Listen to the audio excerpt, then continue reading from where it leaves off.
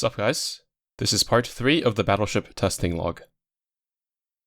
If you clicked on this video without having seen the introduction from part 1, you won't know what is going on, so go give that a watch first.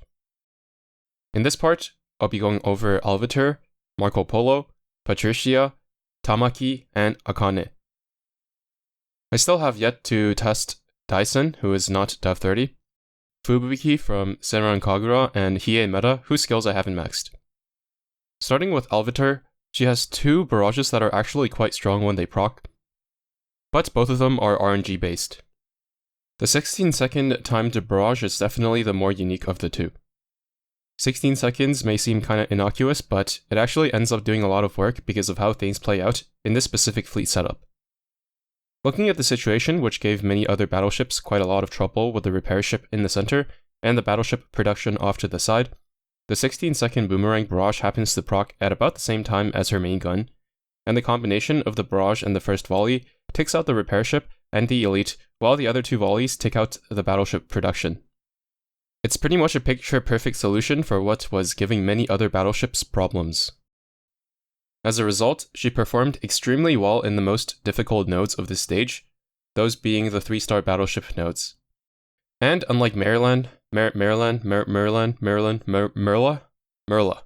she just so happened to proc her barrages when she needed to in order to get through the stage, being able to do 2 nodes out of ammo. Looking at the end screens, the results are quite impressive, especially in the 3-star battleship nodes. But I know for a fact that if you're going to rely on her for auto-search farming, it's not going to go well for you. However, if you're watching the battles while doing Chapter 14, ALViter actually seems like a pretty good option. Not better than the URs of course, but definitely no slouch. Just make sure to reset the fight when she inevitably misses her barrages and gets your healer killed for it. Anyway, from watching ALViter work, I thought about some of the other battleships with barrages that function differently from hers, and how I could perhaps tweak some of the equipment so that the timings work better.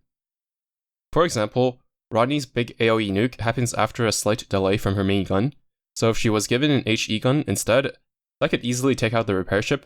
The nuke could then be targeted at the battleship production instead of being wasted on the repair ship.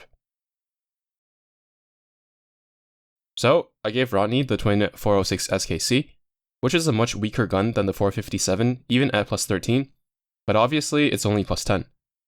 Since its cooldown is also lower than that of the 457, I also removed the high-performance fire control radar for a black shell instead. On top of that, I also gave Unicorn an aimed torpedo bomber, so that her airstrike would more reliably take out that specific battleship production. Everything else in the fleet remained the same as before. In the first fight, Rodney decided to target the battleship production with her second volley because she just felt like it, so the nuke was dropped on the repair ship once again. However, Unicorn's aimed torpedo bombers were able to take it out pretty easily. In the second fight, it worked pretty much exactly as I expected it to, with the shelling killing the repair ship and then the nuke being focused on the battleship production instead.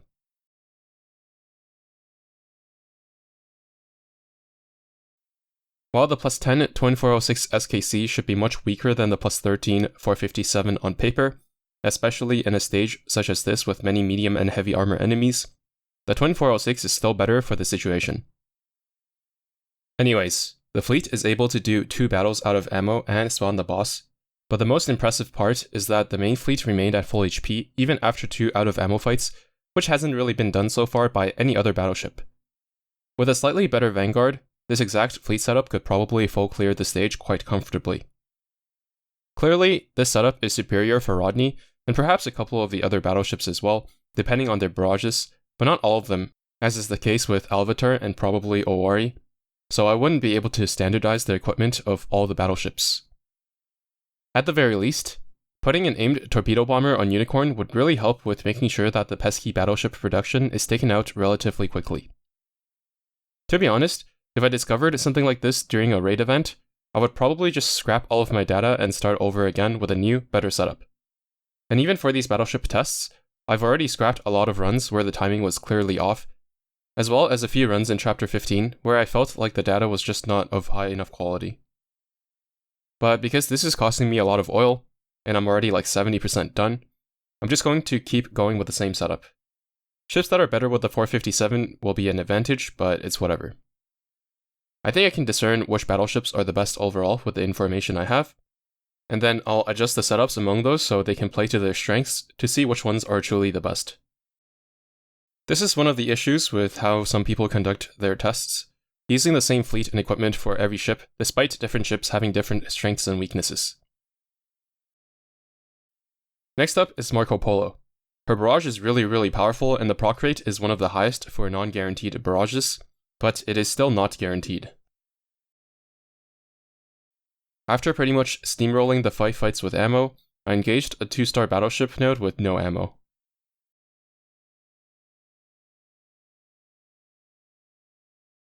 For some unholy reason, 3 suicide ships managed to get through 10 seconds into the fight, dealing a lot of damage to the main fleet.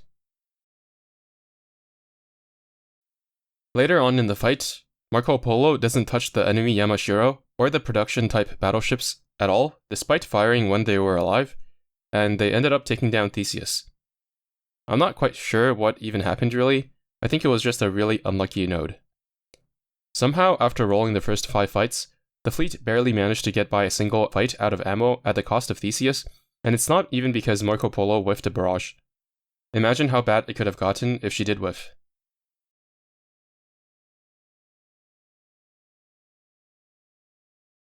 Looking at the end screens, her damage doesn't look particularly impressive, despite the fleet doing very well in the first 5 fights.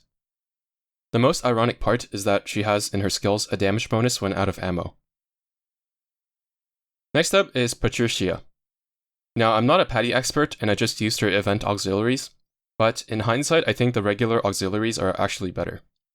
The thing which stood out about her above all else was how tanky she was. The slashes she fires heal her for a lot. Unfortunately, she's missing the ability to either draw enemy aggro or redirect damage to herself, so regardless of how tanky she herself is, she can't protect your other main fleet ships at all. In terms of damage, it's not too shabby, but definitely not the best among the ships I've tested. Even though Theseus was very low on HP after 3 fights, the fleet somehow makes it through another 4 fights without her going down. In another run, I think it would be entirely possible for Theseus to have died in the 4th fight and likely ending the run, but I guess I got lucky. Aside from her tankiness, nothing particularly good or bad stood out. Next up is Tamaki. She's very consistent and has some of the best interception thanks to the secondary gun buffs in her skills. She is lacking in AoE though, as her barrage is quite single target focused. I feel like she would definitely benefit from using the twin 406 SKC, just like Rodney meta, so that her shelling can take out the repair ships quickly, so her barrage can clean house after.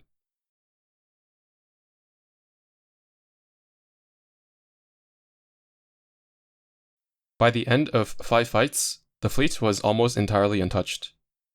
There was some HP loss after 2 fights against escorted nodes out of ammo, but enough HP left over that I think it would have been able to take on at least 1 battleship node out of ammo as well. There were just none available in this run, unfortunately. The overall damage and consistency is able to make up for the lack of AoE.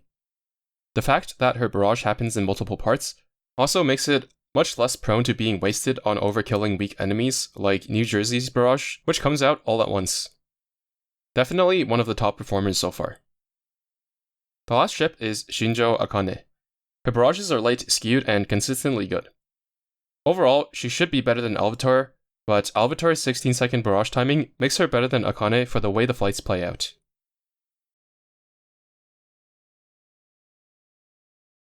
It's also kinda cool how her barrage bubbles up before exploding. It might be a reference to the anime, but I haven't seen it. Her planes are deceptively strong since they scale off firepower, and their damage is not reduced by enemy AA, but again the timing of 20 seconds is not ideal with 2 other carriers in the fleet. After 5 fights, the fleet looks very healthy like it did with Tamaki, so I engaged a 2-star battleship node. Unfortunately, we get the Marco Polo treatment again, with 3 ships ramming into the main fleet. Like I said, her barrage is light skewed, and its lack of damage against heavy can really be felt when out of ammo. With ammo, her damage is perfectly fine, but she fails to kill these battleship productions here, leading to Theseus getting killed. I have no doubts that she would have been fine if I engaged 2 escort nodes instead of this battleship node, but yeah, this is one of her shortcomings. Putting the ships into the 3 categories, first I'm going to put ALViter at the top of great.